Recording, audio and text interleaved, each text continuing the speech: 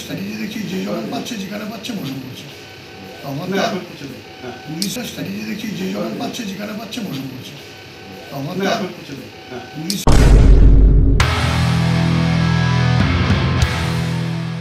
ঝাঁ চকচকে নগরী, সাজানো গোছানো জনপদ, কিন্তু শরীরের সর্বত্রই দুষ্ট ঘায়ের বিরাজ করছে জবরদখলের জমজমাটি ছবি। সরকারি জমিতে রাতারাতি কোথাও পল্লী বা কলোনি গড়িয়ে উঠেছে, কোথাও আবার রাস্তা ফুটপাত দখল করে চুটিয়ে বিকিকিনির কারবার চলছে। প্রথম দিকে অস্থায়ী হিসেবে তৈরি হলেও সপ্তাহ মাস পেরোতেই ইট কাঠ সিমেন্টের দোকান আবাসন বানিয়ে ফেলেছেন দখলদাররা।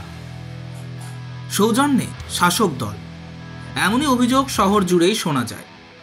একসময়ের সাজানো গোছানো আধুনিক টাউনশিপ হিসেবে বেশ নামডাক ছিল এমএমসি উপনগরী। তবে বর্তমান এমএমসির ছবি দেখলে তা বোঝার উপায় নেই।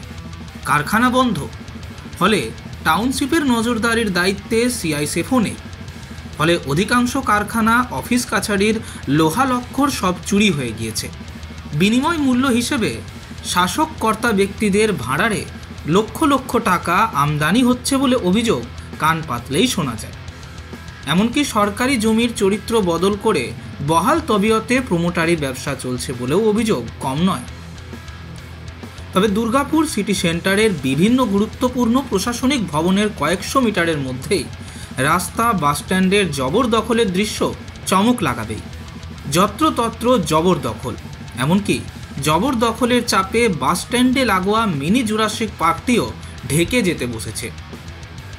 একে তো রক্ষণাবেক্ষণের অভাবে স্বাভাবিক সৌন্দর্য অপসীয়মান, অন্যদিকে যত্রতত্র জবরদখলে হারিয়ে যেতে বসেছে পার্কটি।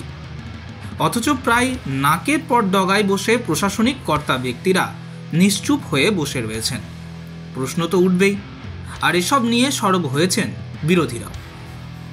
মতামতের কী আছে? কিন্তু মতামতের কিছু নেই, জবরদখল হচ্ছে। 2011 সালের পর দুর্গাপুরে সবচেয়ে বেশি সরকারি জমি এবং ভেস্টেড ল্যান্ড দখল হয়েছে, সবচেয়ে বেশি। এবং এই যে ভেস্টেড ল্যান্ডকে খালি দখল করে চরিত্র বদল করে দেওয়া হয়েছে, প্রমোটারি করছে। আর এই যে যারা জবরদখল করছে সরকারি জমি, এডিডিএর জমি হতে পারে, কোথাও রাষ্ট্রায়ত্ত কারখানা মানে পাবলিক সেক্টর ইন্ডাস্ট্রির জমি হতে পারে, কারা করছে? কি আর আজকে কোনো মানে হচ্ছে যে ওই স্বপন কুমারের মতো গোয়েন্দার বই পড়তাম বা হচ্ছে যে ফেলুদা এরকম কাউকে লাগানোর দরকার পড়ে? তৃণমূল কংগ্রেস ছাড়া এই কাজ করা সম্ভব? তৃণমূল কংগ্রেস এবং পুলিশের একাংশ, তাদের মদতে এই জবরদখল হচ্ছে, এডিডিএর জমি দখল হচ্ছে, সরকারি আবাসন দখল হচ্ছে। এবং দুর্গাপুরে 2011 সালের পর গাছ কেটে সাফ করে দেওয়া হয়েছে, সব তৃণমূলের নেতৃত্বে পুলিশের একাংশের মধ্যে। যিনি যার নাম বললেন ওনারও উন্নয়ন হয়েছে, ওনার ভাইপোর উন্নয়ন হয়েছে, অনেক মন্ত্রী নেতা জেলে আছে, তাদের বেশি উন্নয়ন হয়ে গেছিলো, ফেটে বেরিয়ে যাচ্ছিলো, ফলে তাদের জেলে হচ্ছে যে আপাতত হচ্ছে যে কোয়ারেন্টাইন শিবিরে রাখতে হয়েছে। আর নিচের তলায় যারা, তারা কী করে খাবে? তাদেরকে তো করে খেতে হবে। এটাই তো উন্নয়ন, এটাই উন্নয়নের কনসেপ্ট। এটা যদি আপনারা সাংবাদিক আপনারা যদি না বোঝেন তো মুশকিল। উন্নয়নের কনসেপ্ট মানে লুটে পুটে খাওয়া। উন্নয়নের কনসেপ্ট মানে যে হিউম্যান ইন্ডেক্স বাড়ানো, হিউম্যান লিভিং ইন্ডেক্স বাড়ানো, এটা নয়। মানুষের ক্রয় ক্ষমতা বাড়ানো, এটা নয়। কিন্তু আমি আজকেই আমার এক পরিচিত এই যে সব বড়ো 4 চাকা গাড়ি যারা ডিস্ট্রিবিউটর ইত্যাদি আছে গোটা পশ্চিম বর্ধমান জেলায়, তাদের সাথে একটা আমার মিট ছিল, মানে আমার কতগুলো আগ্রহের জন্য। তারা বলতো গত মাসে গোটা পশ্চিম বর্ধমান জেলায় সব কোম্পানির গাড়ি বিক্রি হয়েছে কেবলমাত্র 410টা। আমি জিজ্ঞাসা করলাম যে কত হতো? বলছে গত 5 বছর আগে হয়েছে প্রায় 1000-এর উপর। বলছে 2010 সালে এই সংখ্যাটা ছিল 1.5 থেকে 2,000। সময় বেড়েছে, মানুষের পার্চেজিং ক্যাপাসিটি কমেছে। বিষয়গুলি নজর এড়িয়ে যায়নি সংশ্লিষ্ট প্রশাসনের। সব কিছুই কম বেশি জানেন তারা, কিন্তু সব জেনে শুনেও কিছুই তাদের করার নেই। জবরদখল ইচ্ছেদে পর্যাপ্ত সময় বা পরিকাঠামো কোনোটাই নেই তাদের। নিত্যদিন এসব ঠেকানো প্রায় মুশকিল বলেই জানালেন নগরের দায়িত্বপ্রাপ্ত কর্তা ব্যক্তিরা। বলাই বাহুল্য, এ ধরনের জবরদখলে সরাসরি স্থানীয় তৃণমূল নেতৃত্বের যোগ সাজসের অভিযোগ তুলে কয়েক মাস আগেও সরব হন এডিডিএ চেয়ারম্যান। ফলে হয়তো শহরকে জবরদখল মুক্ত করার সদিচ্ছা থাকলেও দলীয় বা দলের নেতা নেত্রীদের প্রতি দায়বদ্ধতার কারণে কিছু করে উঠতে পারছেন না। এমন জল্পনা ওঠাই স্বাভাবিক। তবে মাঝে মধ্যেই অভিযান চালালেও অবস্থার যে পরিবর্তন হচ্ছে না তা অকপটে স্বীকার করে নেন চেয়ারম্যান সাহেব। সেক্ষেত্রে শহরকে স্বচ্ছ ও জবরদখল মুক্ত করতে নাগরিকদের সচেতন হতে হবে বলেই দায় সারেন তিনি। স্ট্র্যাটেজি দেখি যে যখন পাচ্ছে যেখানে পাচ্ছে বসে পড়ছে। তো আমার পুলিশিং কাজ নয় যে পুলিশ নিয়ে রোজ রোজ করবো। মানুষের তো একটা নাগরিক কর্তব্য থাকে। তো নাগরিকের কর্তব্য যে আমরা উচ্ছেদ করলাম, রাস্তায় চলে এলো, ওইটা পার্ক করা হয়েছিল মানুষের যেন যেতে পারে, তার সামনে লোক বসে যাচ্ছে। তো কদিন আমি রোজ রোজ পুলিশ পাঠাবো, যাবো, দিস ইজ মাই জব, এটা আমার ডিউটি, কি এটা করবো? তাই তো একটা সচেতনতা থাকা উচিত। এত মানুষ থাকে এখানে, যেগুলো মাঝে মাঝে উচ্ছেদ অভিযান করি, কিন্তু ভাই এটা একটা মনে হচ্ছে এটাই করতে হয় পাই।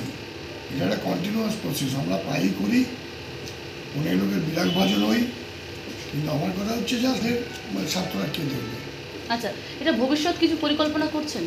না, পার্কটা ডেভেলপ করছে আছে, দেখা যায় পাঠিয়েছি, আমরা পুলিশকে বলেছি, দেখা যাবে। মাঝে মাঝে অনেক মানুষের সমর্থনও থাকে তাদের কাজের পিছনে, হ্যাঁ, সেই জন্য সবসময় আমাদের পক্ষে হয়ে ওঠে না। তবু আমরা ধারাবাহিকভাবে এই কাজটা করি আর কি। এই মাস ছয়েক আগে আবার করা হলো, আবার করবো দুদিন। তো যেরকম করবে সেরকম আমাদের করতে হয়, তাই সেটাই তো বলছি যে একবার যে আপনি উচ্ছেদ করে দিলেন আপনি নিশ্চিন্তে থাকবেন তা নয়।